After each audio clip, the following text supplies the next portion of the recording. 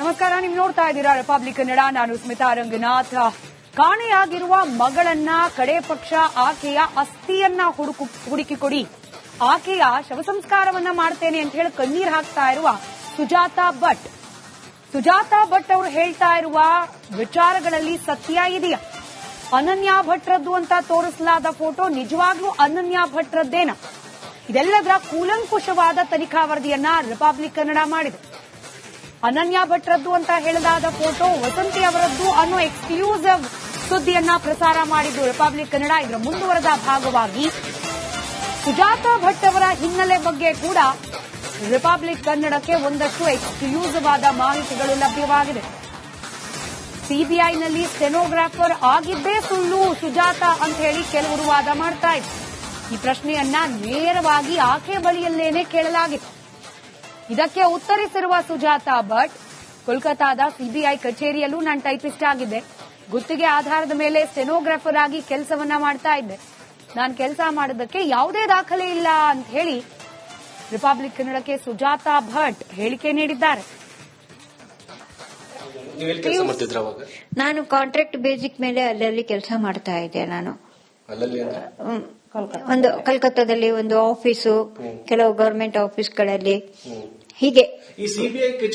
ಇಲ್ಲ, ಅದು ಪರ್ಮನೆಂಟ್ ಏನು ಇಲ್ಲ. ಅಲ್ಲಿ ಶಾರ್ಟ್ ಎಂಡ್ ಆಗಿ ನಾನು ಓದಿದ್ದೀನಿ. ಅಂದ್ರೆ ನೀವು ಕೋಲ್ಕತ್ತಾದ ಸಿಬಿಐ ಆಫೀಸಲ್ಲೂ ನೀವು ಕೆಲಸ ಮಾಡಿದ್ದೀನಿ. ಕಾಂಟ್ರಾಕ್ಟ್ ಸ್ಟೆನೋಗ್ರಾಫರ್ ಆಗಿ ಸಿಬಿಐ ಆಫೀಸ್ ಅಲ್ಲಿ ನೀವು. ನಾನು ಹೆಚ್ಚು ದಿನ ಇರ್ಲಿಲ್ಲ. ಅಂದ್ರೆ ಸ್ವಲ್ಪ ಅಂದಾಜು ಗೊತ್ತಾಗೋದಿಲ್ಲ. ಇವಾಗ ಸ್ವಲ್ಪ ಅಲ್ಲಿ ಕೆಲಸ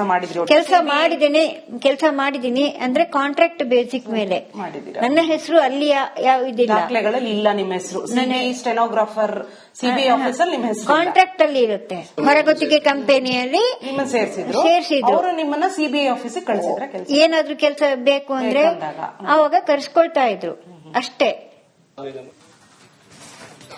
ನಮಸ್ಕಾರ, ನೀವು ನೋಡ್ತಾ ಇದ್ದೀರಾ ರಿಪಬ್ಲಿಕ್ ಕನ್ನಡ. ನಾನು ಸ್ಮಿತಾ ರಂಗನಾಥ್.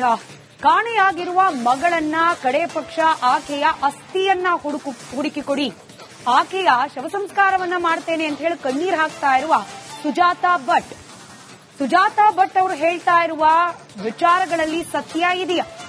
ಅನನ್ಯಾ ಭಟ್ರದ್ದು ಅಂತ ತೋರಿಸಲಾದ ಫೋಟೋ ನಿಜವಾಗ್ಲೂ ಅನನ್ಯಾ ಭಟ್ರದ್ದೇನ? ಇದೆಲ್ಲದರ ಕೂಲಂಕುಷವಾದ ತನಿಖಾ ವರದಿಯನ್ನ ರಿಪಬ್ಲಿಕ್ ಕನ್ನಡ ಮಾಡಿದೆ. ಅನನ್ಯಾ ಭಟ್ರದ್ದು ಅಂತ ಹೇಳಲಾದ ಫೋಟೋ ವಸಂತಿ ಅವರದ್ದು ಅನ್ನೋ ಎಕ್ಸ್ಕ್ಲೂಸಿವ್ ಸುದ್ದಿಯನ್ನ ಪ್ರಸಾರ ಮಾಡಿದ್ದು ರಿಪಬ್ಲಿಕ್ ಕನ್ನಡ. ಇದರ ಮುಂದುವರೆದ ಭಾಗವಾಗಿ ಸುಜಾತಾ ಭಟ್ ಅವರ ಹಿನ್ನೆಲೆ ಬಗ್ಗೆ ಕೂಡ ರಿಪಬ್ಲಿಕ್ ಕನ್ನಡಕ್ಕೆ ಒಂದಷ್ಟು ಎಕ್ಸ್ಕ್ಲೂಸಿವ್ ಆದ ಮಾಹಿತಿಗಳು ಲಭ್ಯವಾಗಿದೆ. ಸಿಬಿಐನಲ್ಲಿ ಸ್ಟೆನೋಗ್ರಾಫರ್ ಆಗಿದ್ದೇ ಸುಳ್ಳು ಸುಜಾತಾ ಅಂತ ಹೇಳಿ ಕೆಲವರು ವಾದ ಮಾಡ್ತಾ ಇದ್ರು. ಈ ಪ್ರಶ್ನೆಯನ್ನ ನೇರವಾಗಿ ಆಕೆ ಬಳಿಯಲ್ಲೇನೆ ಕೇಳಲಾಗಿತ್ತು. ಇದಕ್ಕೆ ಉತ್ತರಿಸಿರುವ ಸುಜಾತಾ ಭಟ್, ಕೋಲ್ಕತಾದ ಸಿಬಿಐ ಕಚೇರಿಯಲ್ಲೂ ನಾನು ಟೈಪಿಸ್ಟ್ ಆಗಿದ್ದೆ, ಗುತ್ತಿಗೆ ಆಧಾರದ ಮೇಲೆ ಸ್ಟೆನೋಗ್ರಾಫರ್ ಆಗಿ ಕೆಲಸವನ್ನ ಮಾಡ್ತಾ ಇದ್ದೆ, ನಾನು ಕೆಲಸ ಮಾಡೋದಕ್ಕೆ ಯಾವುದೇ ದಾಖಲೆ ಇಲ್ಲ ಅಂತ ಹೇಳಿ ರಿಪಬ್ಲಿಕ್ ಕನ್ನಡಕ್ಕೆ ಸುಜಾತಾ ಭಟ್ ಹೇಳಿಕೆ ನೀಡಿದ್ದಾರೆ. ನಾನು ಕಾಂಟ್ರಾಕ್ಟ್ ಬೇಸಿಕ್ ಮೇಲೆ ಅಲ್ಲಲ್ಲಿ ಕೆಲಸ ಮಾಡ್ತಾ ಇದ್ದೆ. ನಾನು ಒಂದು ಕಲ್ಕತ್ತಾದಲ್ಲಿ ಒಂದು ಆಫೀಸು, ಕೆಲವು ಗವರ್ಮೆಂಟ್ ಆಫೀಸ್ಗಳಲ್ಲಿ ಹೀಗೆ. ಇಲ್ಲ, ಅದು ಪರ್ಮನೆಂಟ್ ಏನು ಇಲ್ಲ. ಅಲ್ಲಿ ಶಾರ್ಟ್ ಎಂಡ್ ಆಗಿ ನಾನು ಓದಿದ್ದೀನಿ. ಅಂದ್ರೆ ನೀವು ಕೋಲ್ಕತ್ತಾದ ಸಿಬಿಐ ಆಫೀಸ್ ಅಲ್ಲೂ ನೀವು ಕೆಲಸ ಮಾಡಿದ್ದೀನಿ. ಕಾಂಟ್ರಾಕ್ಟ್ ಸ್ಟೆನೋಗ್ರಾಫರ್ ಆಗಿ ಸಿಬಿಐ ಆಫೀಸ್ ಅಲ್ಲಿ ನೀವು. ನಾನು ಹೆಚ್ಚು ದಿನ ಇರ್ಲಿಲ್ಲ. ಅಂದ್ರೆ ಸ್ವಲ್ಪ ಅಂದಾಜು ಗೊತ್ತಾಗೋದಿಲ್ಲ. ಇವಾಗ ಸ್ವಲ್ಪ ಅಲ್ಲಿ ಕೆಲಸ ಮಾಡಿದ್ದೀನಿ. ಅಂದ್ರೆ ಕಾಂಟ್ರಾಕ್ಟ್ ಬೇಸಿಕ್ ಮೇಲೆ ನನ್ನ ಹೆಸರು ಅಲ್ಲಿ ದಾಖಲೆಗಳಲ್ಲಿ ಇಲ್ಲ. ನಿಮ್ಮ ಹೆಸರು ಸ್ಟೆನೋಗ್ರಾಫರ್ ಸಿಬಿಐ ಆಫೀಸ್ ಅಲ್ಲಿ ನಿಮ್ಮ ಹೆಸರು ಕಾಂಟ್ರಾಕ್ಟ್ ಅಲ್ಲಿ ಇರುತ್ತೆ. ಹೊರಗುತ್ತಿಗೆ ಕಂಪನಿಯಲ್ಲಿ ನಿಮ್ಮನ್ನ ಸೇರಿಸಿದ್ರು. ಅವರು ನಿಮ್ಮನ್ನ ಸಿಬಿಐ ಆಫೀಸ್ ಕಳಿಸಿದ್ರೆ ಏನಾದ್ರೂ ಕೆಲಸ ಬೇಕು ಅಂದ್ರೆ ಅವಾಗ ಕರ್ಸ್ಕೊಳ್ತಾ ಇದ್ರು ಅಷ್ಟೇ. ನಮಸ್ಕಾರ, ನೀವು ನೋಡ್ತಾ ಇದ್ದೀರಾ ರಿಪಬ್ಲಿಕ್ ಕನ್ನಡ. ನಾನು ಸ್ಮಿತಾ ರಂಗನಾಥ್. ಕಾಣೆಯಾಗಿರುವ ಮಗಳನ್ನ ಕಡೆ ಪಕ್ಷ ಆಕೆಯ ಅಸ್ಥಿಯನ್ನ ಹುಡುಕಿ ಕೊಡಿ, ಆಕೆಯ ಶವ ಸಂಸ್ಕಾರವನ್ನ ಮಾಡ್ತೇನೆ ಅಂತ ಹೇಳಿ ಕಣ್ಣೀರ್ ಹಾಕ್ತಾ ಇರುವ ಸುಜಾತಾ ಭಟ್ ಅವರು ಹೇಳ್ತಾ ಇರುವ ವಿಚಾರಗಳಲ್ಲಿ ಸತ್ಯ ಇದೆಯಾ? ಅನನ್ಯಾ ಭಟ್ರದ್ದು ಅಂತ ತೋರಿಸಲಾದ ಫೋಟೋ ನಿಜವಾಗ್ಲೂ ಅನನ್ಯಾ ಭಟ್ರದ್ದೇನ? ಇದೆಲ್ಲದರ ಕೂಲಂಕುಷವಾದ ತನಿಖಾ ವರದಿಯನ್ನ ರಿಪಬ್ಲಿಕ್ ಕನ್ನಡ ಮಾಡಿದೆ. ಅನನ್ಯಾ ಭಟ್ರದ್ದು ಅಂತ ಹೇಳಲಾದ ಫೋಟೋ ವಸಂತಿ ಅವರದ್ದು ಅನ್ನೋ ಎಕ್ಸ್ಕ್ಲೂಸಿವ್ ಸುದ್ದಿಯನ್ನ ಪ್ರಸಾರ ಮಾಡಿದ್ದು ರಿಪಬ್ಲಿಕ್ ಕನ್ನಡ. ಇದರ ಮುಂದುವರೆದ ಭಾಗವಾಗಿ ಸುಜಾತಾ ಭಟ್ ಅವರ ಹಿನ್ನೆಲೆ ಬಗ್ಗೆ ಕೂಡ ರಿಪಬ್ಲಿಕ್ ಕನ್ನಡಕ್ಕೆ ಒಂದಷ್ಟು ಎಕ್ಸ್ಕ್ಲೂಸಿವ್ ಆದ ಮಾಹಿತಿಗಳು ಲಭ್ಯವಾಗಿದೆ. ಸಿಬಿಐನಲ್ಲಿ ಸ್ಟೆನೋಗ್ರಾಫರ್ ಆಗಿದ್ದೇ ಸುಳ್ಳು ಸುಜಾತಾ ಅಂತ ಹೇಳಿ ಕೆಲವರು ವಾದ ಮಾಡ್ತಾ ಇದ್ರು. ಈ ಪ್ರಶ್ನೆಯನ್ನ ನೇರವಾಗಿ ಆಕೆ ಬಳಿಯಲ್ಲೇನೆ ಕೇಳಲಾಗಿತ್ತು. ಇದಕ್ಕೆ ಉತ್ತರಿಸಿರುವ ಸುಜಾತಾ ಭಟ್, ಕೋಲ್ಕತಾದ ಸಿಬಿಐ ಕಚೇರಿಯಲ್ಲೂ ನಾನು ಟೈಪಿಸ್ಟ್ ಆಗಿದ್ದೆ. ಗುತ್ತಿಗೆ ಆಧಾರದ ಮೇಲೆ ಸ್ಟೆನೋಗ್ರಾಫರ್ ಆಗಿ ಕೆಲಸವನ್ನ ಮಾಡ್ತಾ ಇದ್ದೆ. ನಾನು ಕೆಲಸ ಮಾಡೋದಕ್ಕೆ ಯಾವುದೇ ದಾಖಲೆ ಇಲ್ಲ ಅಂತ ಹೇಳಿ ರಿಪಬ್ಲಿಕ್ ಕನ್ನಡಕ್ಕೆ ಸುಜಾತಾ ಭಟ್ ಹೇಳಿಕೆ ನೀಡಿದ್ದಾರೆ. ನಾನು ಕಾಂಟ್ರಾಕ್ಟ್ ಬೇಸಿಕ್ ಮೇಲೆ ಅಲ್ಲಲ್ಲಿ ಕೆಲಸ ಮಾಡ್ತಾ ಇದ್ದೆ. ನಾನು ಒಂದು ಕಲ್ಕತ್ತಾದಲ್ಲಿ ಒಂದು ಆಫೀಸು, ಕೆಲವು ಗವರ್ಮೆಂಟ್ ಆಫೀಸ್ಗಳಲ್ಲಿ ಹೀಗೆ. ಇಲ್ಲ, ಅದು ಪರ್ಮನೆಂಟ್ ಏನು ಇಲ್ಲ. ಅಲ್ಲಿ ಶಾರ್ಟ್ ಎಂಡ್ ಆಗಿ ನಾನು ಓದಿದ್ದೀನಿ. ಅಂದ್ರೆ ನೀವು ಕೋಲ್ಕತ್ತಾದ ಸಿಬಿಐ ಆಫೀಸಲ್ಲೂ ನೀವು ಕೆಲಸ ಮಾಡಿದ್ದೀನಿ. ಕಾಂಟ್ರಾಕ್ಟ್ ಆಗಿದೆ, ಸ್ಟೆನೋಗ್ರಾಫರ್ ಆಗಿ ಸಿಬಿಐ ಆಫೀಸ್ ಅಲ್ಲಿ ನೀವು. ನಾನು ಹೆಚ್ಚು ದಿನ ಇರ್ಲಿಲ್ಲ. ಅಂದ್ರೆ ಸ್ವಲ್ಪ ಅಂದಾಜು ಗೊತ್ತಾಗೋದಿಲ್ಲ. ಇವಾಗ ಸ್ವಲ್ಪ ಅಲ್ಲಿ ಕೆಲಸ ಮಾಡಿದ್ರಿ.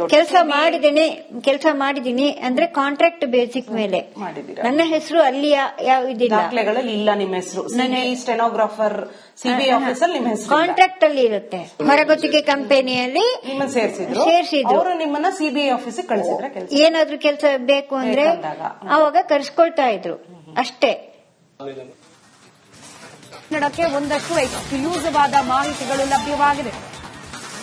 ಸಿಬಿಐನಲ್ಲಿ ಸ್ಟೆನೋಗ್ರಾಫರ್ ಆಗಿದ್ದೇ ಸುಳ್ಳು ಸುಜಾತಾ ಅಂತ ಹೇಳಿ ಕೆಲವರು ವಾದ ಮಾಡ್ತಾ ಇದ್ರು. ಈ ಪ್ರಶ್ನೆಯನ್ನ ನೇರವಾಗಿ ಆಕೆ ಬಳಿಯಲ್ಲೇನೆ ಕೇಳಲಾಗಿತ್ತು. ಇದಕ್ಕೆ ಉತ್ತರಿಸಿರುವ ಸುಜಾತಾ ಭಟ್, ಕೋಲ್ಕತಾದ ಸಿಬಿಐ ಕಚೇರಿಯಲ್ಲೂ ನಾನು ಟೈಪಿಸ್ಟ್ ಆಗಿದ್ದೆ. ಗುತ್ತಿಗೆ ಆಧಾರದ ಮೇಲೆ ಸ್ಟೆನೋಗ್ರಾಫರ್ ಆಗಿ ಕೆಲಸವನ್ನ ಮಾಡ್ತಾ ಇದ್ದೆ. ನಾನು ಕೆಲಸ ಮಾಡೋದಕ್ಕೆ ಯಾವುದೇ ದಾಖಲೆ ಇಲ್ಲ ಅಂತ ಹೇಳಿ ರಿಪಬ್ಲಿಕ್ ಕನ್ನಡಕ್ಕೆ ಸುಜಾತಾ ಭಟ್ ಹೇಳಿಕೆ ನೀಡಿದ್ದಾರೆ. ನಾನು ಕಾಂಟ್ರಾಕ್ಟ್ ಬೇಸಿಕ್ ಮೇಲೆ ಅಲ್ಲಲ್ಲಿ ಕೆಲಸ ಮಾಡ್ತಾ ಇದ್ದೆ. ನಾನು ಒಂದು ಕಲ್ಕತ್ತಾದಲ್ಲಿ ಒಂದು ಆಫೀಸು, ಕೆಲವು ಗವರ್ಮೆಂಟ್ ಆಫೀಸ್ಗಳಲ್ಲಿ ಹೀಗೆ.